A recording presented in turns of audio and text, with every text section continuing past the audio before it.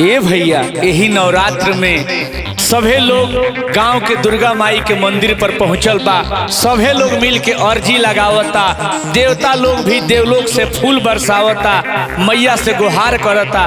भाव लागल कैसे ए भैया? सेवा में लागल मलिनिया माई भोर से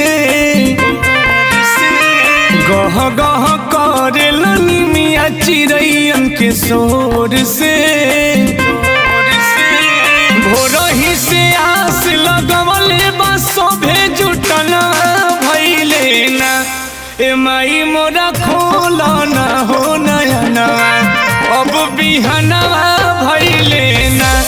ए माई मोरा खोला ना हो नयनवा अब बिहनवा भइले ना। ए माई मोरा खोला ना हो नयनवा अब बिहनवा भइले ना। बोला बोला थावे भवानी की।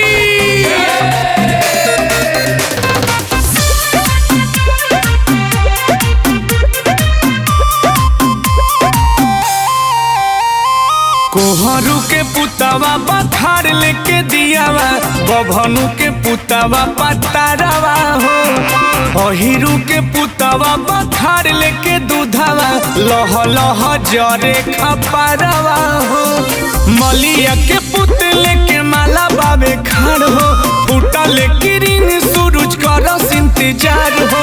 असर में गईले कमाई माई में मम्मी से ठनवा धइले ना। ए माई मोरा खोला ना हो नयनवा अब बिहनवा भइले ना। ए माई मोरा खोला ना हो नयनवा अब बिहनवा भइले ना। ए माई मोरा खोला ना हो नयनवा अब बिहनवा भइले ना।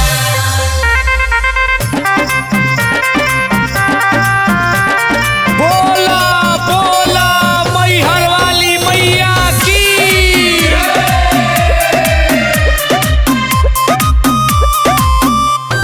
भोले बाबा गौरों के संग ले ले आइले, वीर हनुमान पता खाहो। बीड़वा बजाई नारद करस गुण गनवा, सजल दरबार देखो साचा हो। प्रभु श्री राम संगे बाड़े चारू भैया, असरे में बाड़ी माई देखो सीता मैया। बबलू जुटवले जुटनवा बिना के जगरनवा भइले ना। ए माई मोरा खोला ना हो नयनवा अब बिहनवा